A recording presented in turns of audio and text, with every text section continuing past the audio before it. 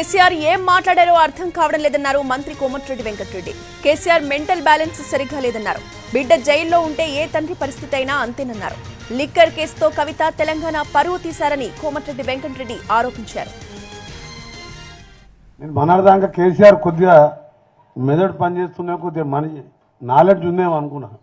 4 గంటలు press meet పెడతాడని ఎంత పని లేనివాడైతే, ఎన్నికల టైంలో ఎంత పని లేనివాడైతే 4 గంటలు ప్రెస్లో మాట్లాడిందంటే కొద్దిగా హెల్ప్ మీద కూడా ఆలోచించుకోవాలి మనం. నేను ఒకటే 2-3 విషయాలే ప్రతిసారి మొన్న ఒకసారి ఇప్పుడు మాట్లాడాడు. ఓ minister Venkatareddy Mid Manair dam కడితే కొట్టుకపోయిందని, దానికి సంబంధించి ఒక లైన్ చెప్తాను నేను. ఆ name of the work construction of balance work of formation of Mid Manair reservoir near Manwada Boinpalli mandal Karimnagar district agreement number 5 2005 and 6 dated 10/2/2006. నాకు సంబంధం లేదు కంపెనీ, సుషి కంపెనీ మా రాజగోపాల్ రెడ్డికి సంబంధించింది కాదు. అయినా నా కంపెనీ అన్నాడు కాబట్టి అది కూడా డీటెయిల్ తీసుకొచ్చిన క్లారిఫై చేయాలి. ఎందుకంటే ఆ మెంటల్ గానికి తెలియదు, నాకు సంబంధమే లేదు, కాంట్రాక్ట్ కాదు కదా. ఈ యూత్ కాంగ్రెస్ ఎన్ఎస్ఓ నుంచి ఏ బిజినెస్లో లేను.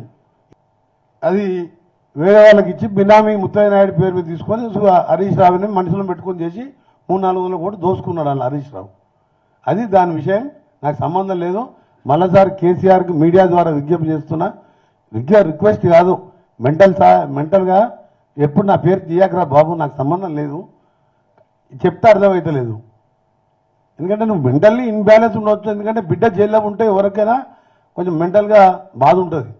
అది కూడా లిక్కర్ అమ్మి ఒక ముఖ్యమంత్రిగా 10 ఏళ్ళు పనిచేసి కొత్త రాష్ట్రం తెలంగాణ రాష్ట్రం దేశమంతా పరువు తీసి లిక్కర్ కేసులో జైల్లో వండుకుంటా రోజు కోర్టులకు పోయి ఇంకా కస్టడీకి వెళ్ళి కోర్టుకు వచ్చినప్పుడు బయటకు వస్తాడు ఇట్లా అంటుంటా చెయ్యావా? ఆమె ఏదో ఫ్రీడమ్ బట్టి తెలంగాణ ఉద్యమం చేసి జైలు పోయినట్టు. సిగ్గుండాలి కేసీఆర్ నా పేరు వాడటానికి. ఎలక్ట్రిసిటీ విషయంలో మేము 24 గంటలు ఇచ్చినాం.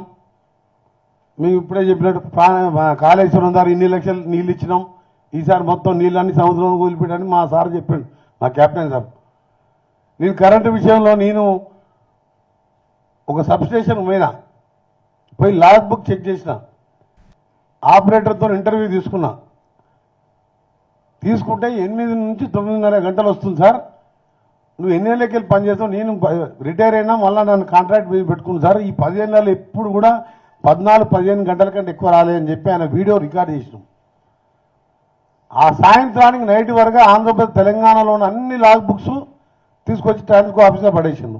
ఎందుకు తీసుకురావాల్సి వచ్చింది? ఆ బస్ పై ఆపరేటర్ని సస్పెండ్ చేసిండ్రు. అంటే అబద్ధం చెప్తున్నా. ఆయన ఏదో 24 గంటలు ఇచ్చిన మేము తగ్గించిన అంట. ఇవాళ మీరు పోయి తెలుసుకోండి.